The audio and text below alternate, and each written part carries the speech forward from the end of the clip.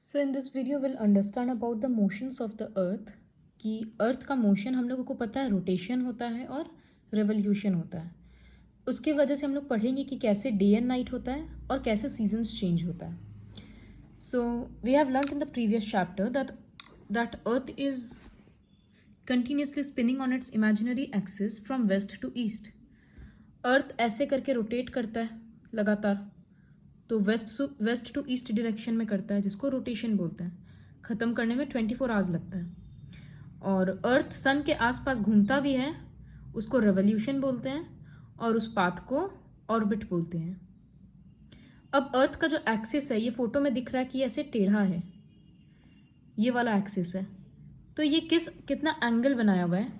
यहाँ पर अगर एक परपेंडिकुलर लाइन मतलब 90 डिग्री को ड्रॉ करेंगे तो ये जो एंगल दिख रहा है वो 23.5 डिग्री दिख रहा है, और यहाँ से दिख रहा है 66.5 degree.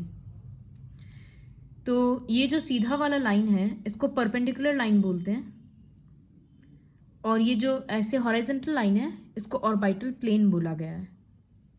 C, the axis of the earth is not perpendicular, it makes an angle of 23.5 degree from the perpendicular line और 66.5 विद द ऑर्बिटल प्लेन। ये इस प्लेन से 66.5 डिग्री बनाता है और इस परपेंडिकुलर से 23.5 डिग्री बनाता है। यही है अर्थ का inclination. Now rotation of the earth. Earth जब रोटेट करता है वेस्ट से ईस्ट में तो उसकी वजह से डे और नाइट होता है। कैसे होता है वो, जैसे ये रहा कि यहाँ पर ग्लोब है और ये रेज पड़ रहा है। अभी रेज डायरेक्टली पड़ रहा है तो वो, अच्छा हम इसको दूसरी तरह से समझाते हैं। Suppose this is a sun, this is the sun and this is the earth. तो ये जो मिल्क एंड हनी लिखा हुआ पोर्शन है, इसके थ्रू हम लोग समझेंगे डे एंड नाइट कैसे हो रहा है। सपोज ये अर्थ में कोई जगह है, तो अभी क्या है कि ये डायरेक्टली फेस नहीं कर रहा है, तो यहाँ पर क्या होगा, थोड़ा बहुत रोशनी पहुंचेगा। उस पीरियड को बोलते हैं डॉन। जब सूरज उगा नहीं है, सनराइज से जस्ट पहले का पीरियड जहाँ पर बहुत कम रोशनी होता है, उसको डॉन बोलते हैं। फिर अर्थ रोटेट कर रहा है तो ये थोड़ा सा घूम गया 2 घंटा के बाद, तो अब ज़्यादा रोशनी मिल रहा है, सन दिखने लग रहा है, तो इस पीरियड में हो गया, इस जगह पे अब सनराइज हो गया। फिर और घूम गया, अब सन को ये डायरेक्टली फेस कर रहा है। इन दोनों के बीच में कितना का एंगल बना हुआ है, 90 डिग्री का एंगल बना हुआ है, स्ट्रेट लाइन बन रहा है। तो जब 90 डिग्री होता है सन से रेज, तब नून होता है, मतलब दोपहर हो जाता है, 12 बजे वाला टाइम। फिर धीरे धीरे और ज़्यादा धूप मिल रहा है, अब ये घूम रहा है। जब ये और 90 डिग्री घूम गया तो अब धूप क्या है, वापस बहुत कम मिलेगा, तो इसका मतलब शाम हो गया। फिर घूमते घूमते ये पूरा अपोजिट में चला गया, तो अब तो इसको बिल्कुल रोशनी नहीं मिलेगा, तो ये वाला पोर्शन के लिए अब नाइट हो गया। तो ये हम लोगों को दिखा कि कैसे डॉन से सनराइज हुआ, सनराइज से नून हुआ, नून से इवनिंग हुआ जिसको डस्क भी बोला जाता है, और फिर से नाइट हो गया। तो ये रोटेशन की वजह से चेंज हो रहा है।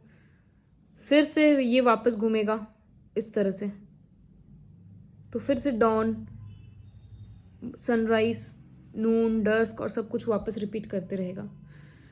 तो जब ये पोर्शन यहाँ था, तब ये पोर्शन, ये जो स्टिकर उल्टा लगा हुआ है, यहाँ पर नाइट था क्योंकि अपोजिट में था। जब ये घूम के आ गया तो यहाँ पर नाइट आ गया, यहाँ पर डे आ गया।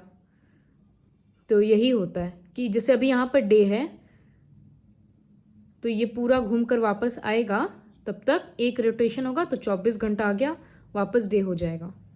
तो यही होता है कि रोटेशन की वजह से डे एंड नाइट होता है। ये हम लोग को ऑलरेडी पता है।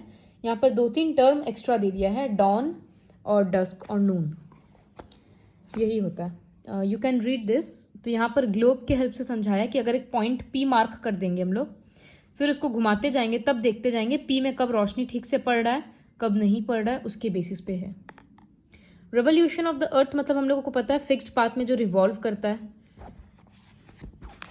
यहाँ सन है तो इस फिक्स्ड ऑर्बिट में अर्थ रिवॉल्व करता है, इसको रिवोल्यूशन बोलते हैं। कितना टाइम लगता है, 365 एंड 1/4 डेज।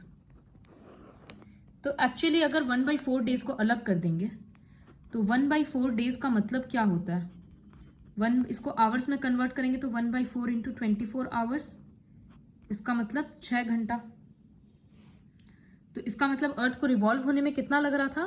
365 डेज लग रहा था और 6 आवर्स लग रहा था। अब 4 साल में अगर 6 आवर्स को 4 साल का 6 आवर्स ऐड करेंगे तो 24 आवर्स बन जाएगा। 24 आवर्स का मतलब एक दिन बन जाएगा। तो यही एक्स्ट्रा दिन को हम लोग फरवरी के मंथ में ऐड कर देते हैं और इसीलिए बोला जाता है कि लीप ईयर हर 4 साल बाद आता है, क्योंकि वो जो 1 डे एक्स्ट्रा है वो 4 साल का 6 आवर्स ऐड करने से आता है। 6 + 6 + 6 + 6, तो वही लीप ईयर होता है जिसमें टोटल 366 डेज होता है और वो फरवरी में 29 डेज हो जाता है उस ईयर।